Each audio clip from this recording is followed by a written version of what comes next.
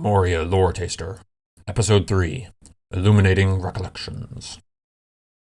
Written documentation on the development of the Lumen by Cromulus Mirrorcast. Entry the first, 242 AC, 4th shard, 87th turning. I've done it. After so many long turnings without sleep or ale.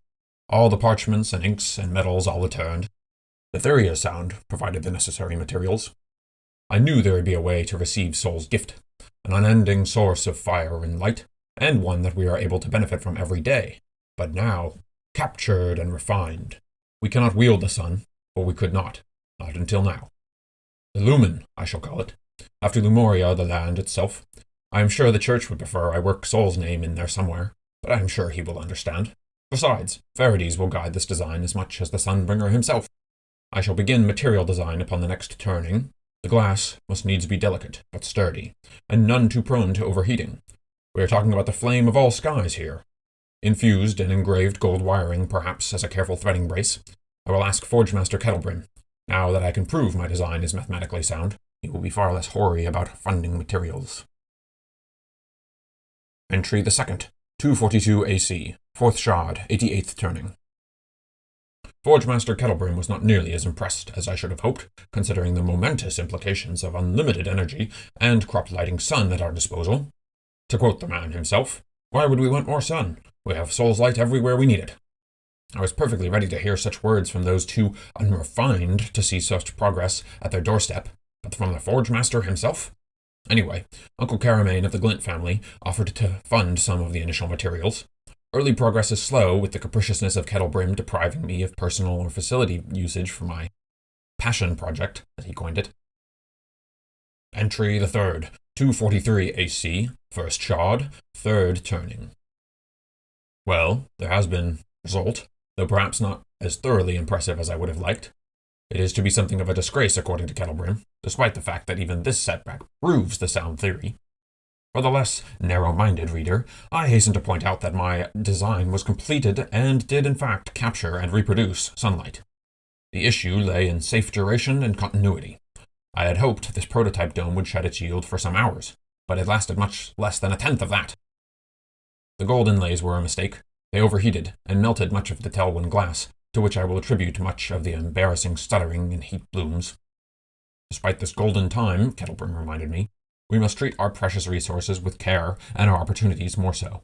The gears and oil flames have been yielding greater promise and advancement, alongside the development of Telwyn mirrors. In short, my precious project was not so impressive, and its time and resources are better spent on proven work. Officially, I was banned from pursuing the project within the Mirror Forge's walls. It was a blow, of that there is no doubt. Though Uncle says not to worry my beard so much by it.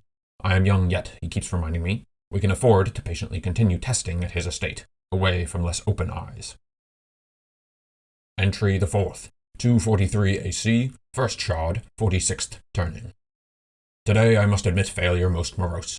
Uncle was helpful and kind, but insisted that I set aside my Lumen project after the conflagration that happened last turning. Soul's fire, it would seem, is not so easily tamed.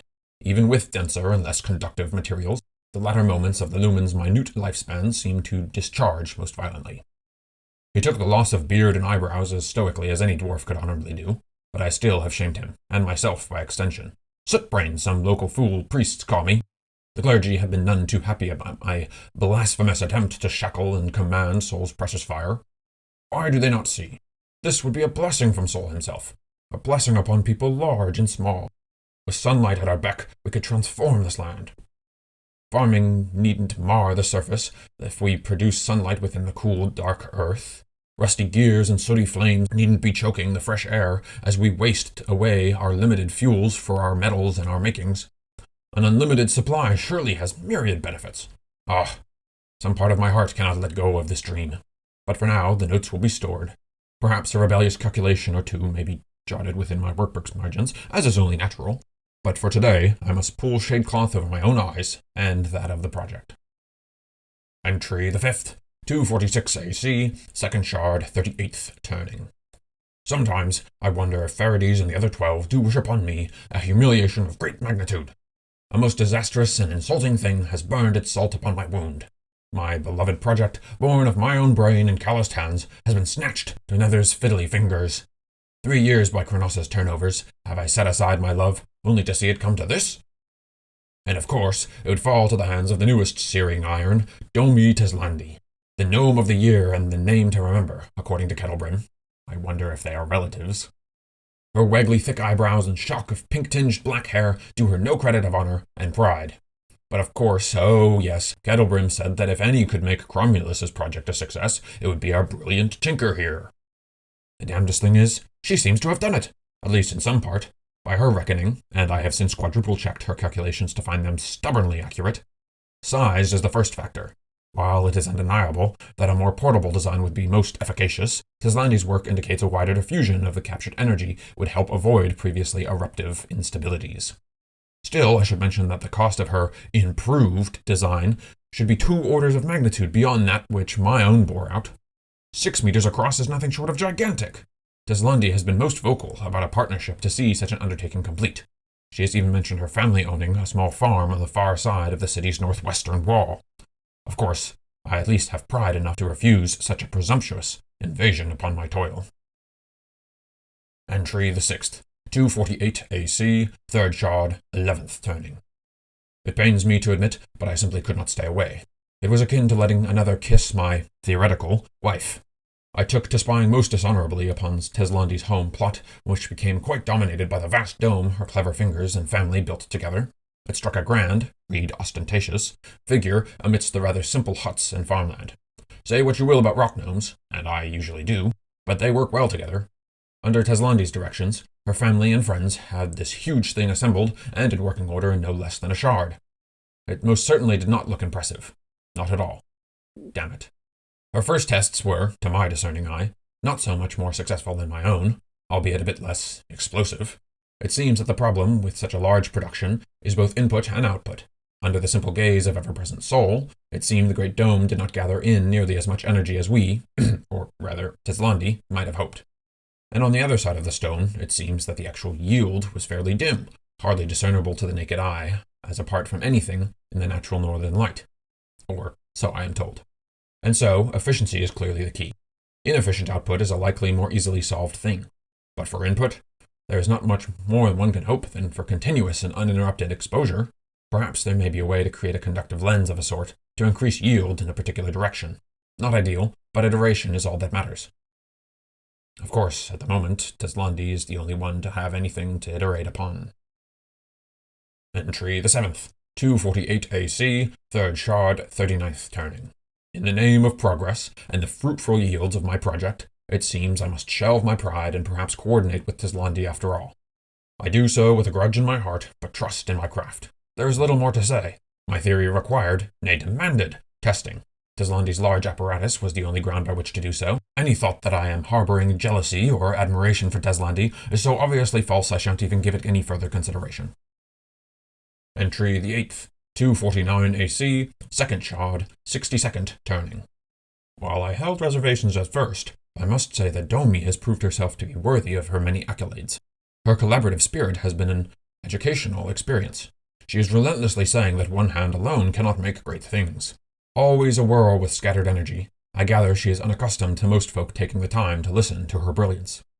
Our latest iteration of the Lumen has been much more successful, as each attempt has been progressively so. So far, we have attained a continual glow of 23 turnings. Uncle Glint has helped us secure resources and workspace to begin production on a secondary dome, with some hope for cross-compatible conductivities. A long shot, perhaps, but if successful, it may extend the lifespan by an order of magnitude.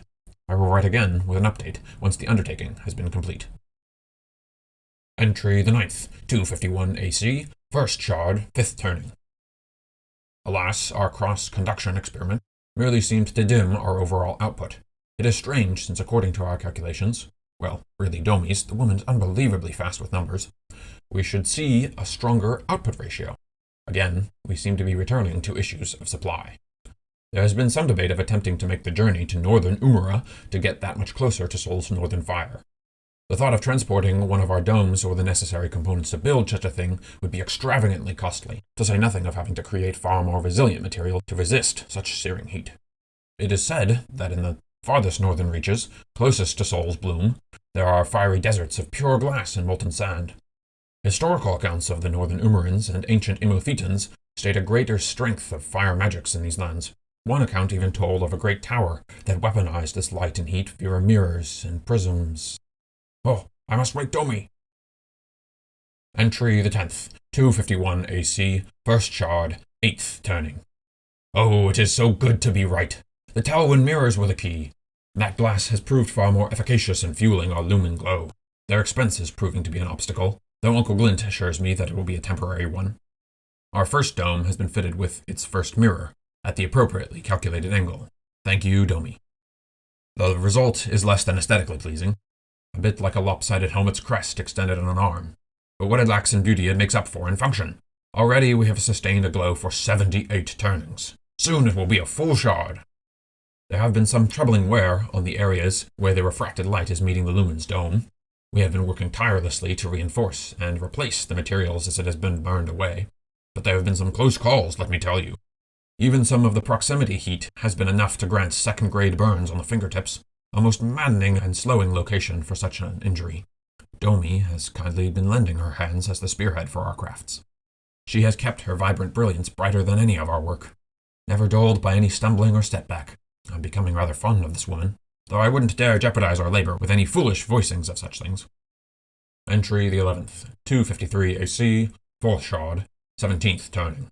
This is a truly momentous occasion, for today, my Uncle Caramane of the Glint family has done something fantastic. Through noble connection and advocacy, he has convinced the clockmasters of unknown Cronosa to allow our device to be used for powering the hand's motion, as well as the globe generation used to measure turnings, shards, and years. The clock tower. Uncle clearly has forgiven me from the unfortunate beard-burning event. What a wondrous and great thing. Domi has been a calming voice of reassurance, for I've held more worry than a whore's mother. Sorry, Domi, I know you don't care for such language. It is to be quite an event, as the clockmasters must conduct their annual maintenance on top of these new changes. Great pulleys, blocks and tackle, and other lifts are being arranged to ascend our dome to the dome of Cronosa. The entire project is seeing quite a lot of attention, and with the additional laborers, Uncle is confident we shall have it fitted and ready for testing by the end of the 4th shard. I am pleased to say that this project has continued for a far longer duration than I might have hoped, and with greater success as well. I must seek further journal materials to continue my calculations and the updates on the developments of this project.